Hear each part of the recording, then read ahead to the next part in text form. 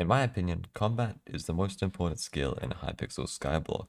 In this video, I will go over the armor, weapons, pets, utilities, and strategies you will want to use to grind ghosts. Ghosts are one of the best combat methods in the entirety of Hypixel Skyblock. At peak efficiency, ghost grinding can make upwards of 1.8 million combat XP per hour, but can also make more than 40 million coins each and every hour. If you are interested in how to make these types of coins and combat XP, you should stick around until the end of the video, and maybe even subscribe. Oh, and I think I might might have a join button. It's like below.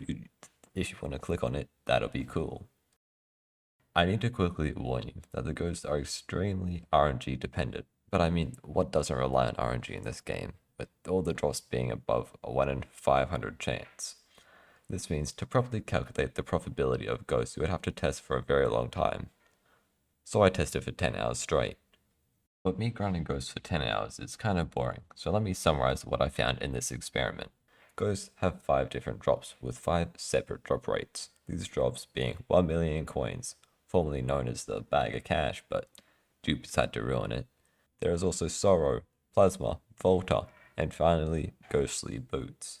Let's start with the rarest drops first. Ghostly Boots sell for 150k to AH and are a 1 in 10,000 chance. Plasma can sell for around 40,000 coins and is a 1 in 1,000 chance. Sorrow, which is where we'll make most of our coins, is a 1 in 800 chance and sells for a whopping 550k per. Then we have Volta, which is a 1 in 500 and sells for 6k. You might be thinking, well, that 1 million coin drop must be very common. Yeah, no. It's just that all those drops are affected by magic fine, but the 1 million coin drop isn't. I will now be showing 3 different setups and explaining the pros and cons of each one, and also which one I prefer. Ghosts are a very unique mob. They have 1 million health and deal 1000 damage and 100 true damage to all blocks in a 4-block radius. They're immune to magic damage and also bows, which means you have to actually hit them, or you can smack them with the fishing rod. The bare minimum gear for ghosts is just so that you can survive. If you're using a set that cannot tank the damage of the ghosts, you won't be able to do ghosts no matter what you do. The next thing you want to do after getting armor tanky enough is healing. Even if you are very tonky, you will still take heaps of damage due to the 100 true damage every second. This means that if you do not have the right healing items and enchants, you won't be able to survive no matter what. There are plenty of different items to help you heal. The main ones are Overflux or Plasma, Power Orb, the Flora Zombie Sword, the Wand of Atonement, and also Rejuvenate 5 on every piece of armor, as well as Revenant level 8, which gives 50% more healing. You will need a combination of all these items to survive all the damage that the ghosts deal. Next up on the list, we have gear. First up, I will address what armor you want to use. In my opinion, you should not be attempting to grind ghosts unless you have 3/4 Necron, with either a Tarantula helmet or maybe even a Warden helmet. Although this Necron set I borrowed from good friend Tulik, he's a cool guy. It's nearly maxed out. It is not necessary, as it adds like 20 more health and 20 more defense. All you need is Necron and a Warden helmet, or a Tara helmet. During this test, I found that with certain pets, I was able to one-tap ghosts using the Tarantula helmet. If you do end up using a Tarantula helmet, your setup will be roughly 100 million coins. However, if you do use a Warden helmet, it'll cost a little less than 400 million. For the weapons, we will be using a combination of 2 different items. The first one being a Soul Whip, and the second one being an Emerald Blade or a Giant Sword. Any weapon that has one for all. Once you have these, you need to choose from one of the 3 options. All of them have their own pros and cons. It really just depends on which stage of the game you're in, and what you can afford. There is the regular enchanted Soul Whip, a 1-for-all Soul Whip, and also sword swapping to a 1-for-all weapon such as Emerald Blade or Giant Sword. But you're probably thinking, but Travis, didn't sword swapping get patched ages ago? And you would be correct. But there's a funny thing where you can use the Soul Whip ability. Hold out a 1-for-all weapon. This results in you doing the damage of the 1-for-all weapon while still maintaining the distance of the Soul Whip. Yeah, it's a little bit broken. So, for this method to be viable, all you need to do is be able to one-tap ghosts with said 1-for-all weapon. So, with all that out of the way, let me explain the 3 different methods. First up, we have the regular enchanted soul whip. The pros of this is that you can use Siphon or Lifesteal, and you will also get heaps of coins with Scavenger. This method provides the most healing out of the three options, but it also has the least damage. But just because you're doing less damage doesn't mean you'll earn less coins, because the other two methods don't have Scavenger, which means with a regular enchanted soul whip, you'll get a more consistent amount of coins per hour. While farming Ghost, you're going to want to be constantly going around in a circle, making sure to always damage as many as possible. The biggest upsides to this method is that it's way cheaper than One For All if you go with lower level enchants. It's a ton easier due to Lifesteal making it easier to survive if you have less effective HP, and it's the simplest. However, there are many downsides when you compare it to the other methods, such as using a One For All Soul Whip. If you choose to use a One For All Soul Whip, you're also choosing to give up all the healing and extra scavenger coins that you'll be getting compared to a regular enchanted Soul Whip. However, with this setup, you'll do 2 times more damage. But this setup is the most limited in terms of damage options, because if you want to be able to 2-tap Ghost with this setup, you'll have to have a completely maxed setup and using a Mithril Golem. This last setup is going to work around what I mentioned earlier. When sword swapping, the damage isn't actually from the soul whip itself, instead it deals the damage that the One For All weapon would deal.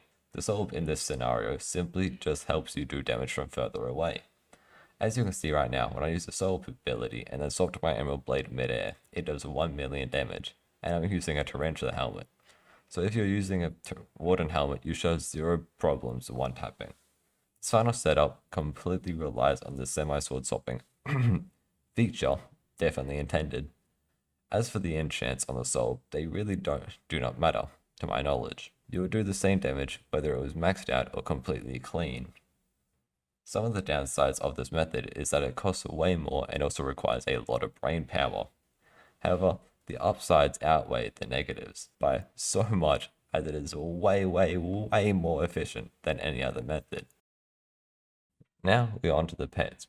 Let's say you might be a Giga Chad like me, when I was using a Warden Helmet and you're doing a 1.5 million damage, and you're looking for some pet alternatives because you're just doing too much damage. If you're going for pure damage, I would recommend a Mithril Golem.